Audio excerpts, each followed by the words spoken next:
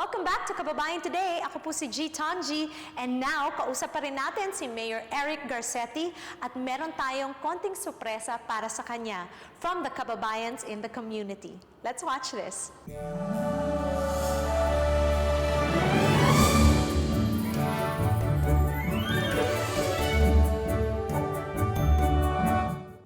You did mention something that a lot of people, not just Filipino Americans, are concerned about. Yep. We love living in LA, but let's face it, it's expensive. Yes. In fact, according to Huffington Post, Yep. it's the 13th most expensive city in the world, second already in the nation. Yes. How can we address this?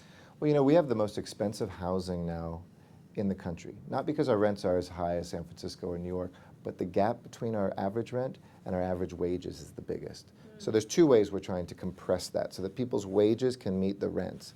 One is to raise the wages. I mentioned that by raising the minimum wage. But second, we need to build more housing. We have for 2 decades not built the housing. So, you know, when I'm in historic Filipino town, for instance, I used to go door to door, and I still do that as mayor some weekends. You knock on a door and you expect one family to be living there, and there's 2 or 3 families. An apartment that you think there might be a single person in, there's 5 or 6 people sharing, you know, sleeping at different times. We simply have to build more units of housing. So I've set the goal of 100,000 units in an 8-year period. The good news is 2 years in to my time as mayor, we've built a quarter of them. So we're right on track. The biggest number of units we've seen since the mid-'80s, over 27,000. It'll take a couple years, but over time, when we have more units of housing, the rents will come down. Right now, it's just supply and demand. Right. If there's not enough supply, the rents go up. And then lastly, we want to subsidize more affordable housing. With people like Joel Jacinto, when he was heading up SIPA, we found community partners like that said, hey, do you have a parking lot or a church? Do you have some excess land? And then we get them together, we subsidize a part of the housing, about 20% of it, and that means that when they finish building it, they can give it to lower income people to pay lower rents. So we're going to look to double the number of units to about 2,000 new units a year for Angelenos who are lower income. Okay, we also know that speaking of your Office of Immigrant Affairs, you're pushing naturalization. Tell us why. You know, naturalization is the story for all of us. You know, this city, 63% of us are either immigrants or the children of immigrants. For me, I'm the grandchild and great-grandchild of immigrants, but all of us know that is the path to success. And here in Los Angeles, where we have the, you know, Los Angeles 2015 is like Delano 1965 or Selma 1965, or these moments in time in these places where the greatest concentration of a civil rights struggle and the greatest number of people affected by it live in one place on one year. And I think that's Los Angeles. So while Washington, D.C. goes back and forth about whether they'll pass comprehensive immigration reform, I'm not waiting. I set up an immigrant affairs office here.